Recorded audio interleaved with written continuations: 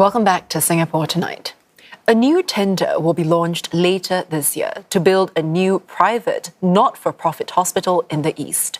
Health Minister Ong Ye Kung announced this at Mount Alvernia Hospital's 65th anniversary. And to mark the occasion, it also showcased new and upgraded facilities that will cater to an ageing population. Nadine Young with this report. For 65 years, Mount Alvernia Hospital has been Singapore's only private and not-for-profit hospital. And to celebrate this milestone, the hospital revealed its upgraded facilities, like its intensive care and high-dependency units. It will provide more specialised monitoring and treatment for patients with severe or complex medical conditions. And besides upgrades, Mount Alvernia Hospital's latest addition comes in the form of a new day surgery centre. Consisting of 4 operating theatres which can support ophthalmology and other surgical procedures, there's also a recovery area for patients and a day ward with bright and calming spaces.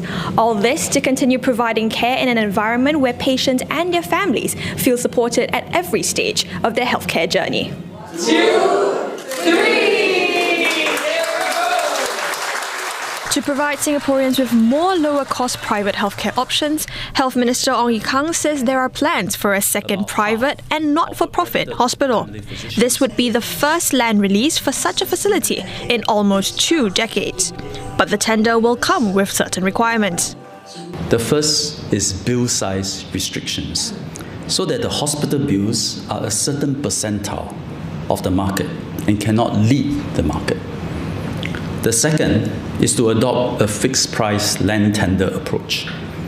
Under such a model, bidders will then compete not based on how much they are prepared to pay for the land, but other qualitative factors such as their care model, cost efficiency, approach to recruiting and developing manpower, and their commitment and policies towards affordable healthcare. Mr. Ong also hopes the moves will ease the strain on the public healthcare sector with its high occupancy rates.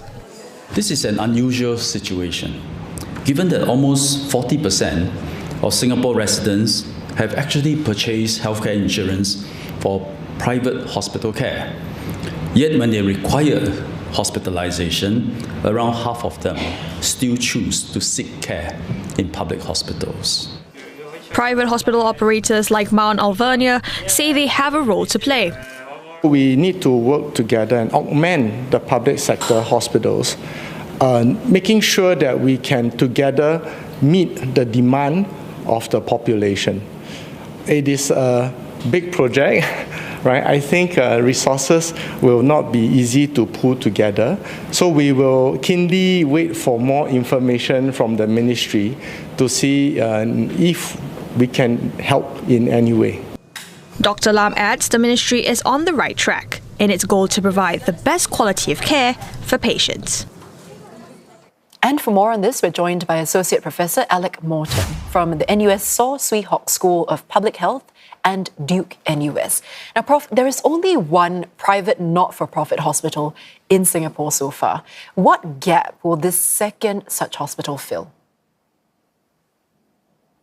So I think it's important to realise that the government sees this as a system-level intervention.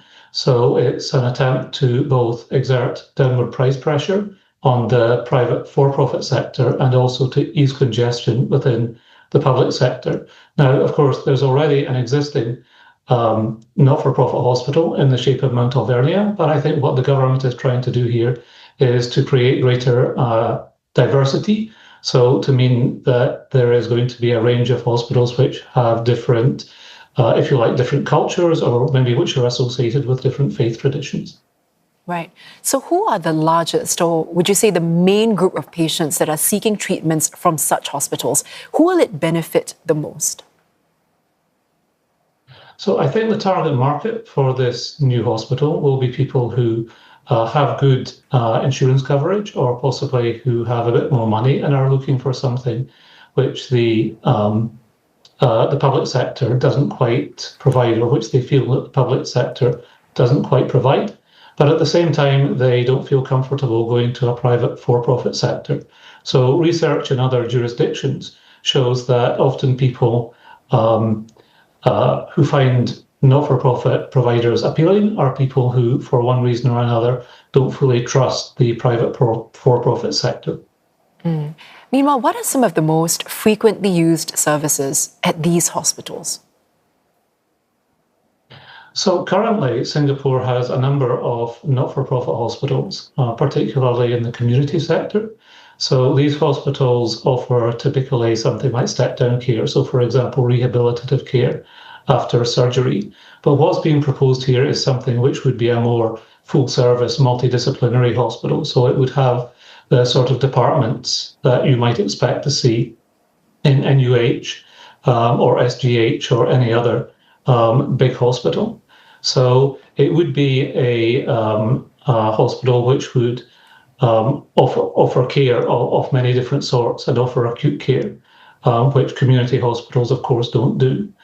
However, it may be different in terms of the flavour of care that it offers. So again, in other countries, one of the things that you can see is that the hospital mix, the activity mix in not-for-profit hospitals is typically a little bit different from the activity mix in for-profit hospitals. So there may be, for example, less costly high-margin treatments in the not-for-profit sector. So how is such a model sustainable, and how effective is this to ensure that care still remains affordable? So, like any private business, a for-profit provider is going to have a sustainable business model. So that's going to be, I think, a challenge for the management of this hospital.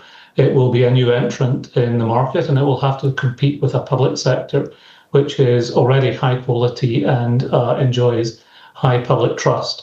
So this new not-for-profit provider, it will have to think very hard about what market niche it's going to reach out to and how it's going to establish itself in the public mind.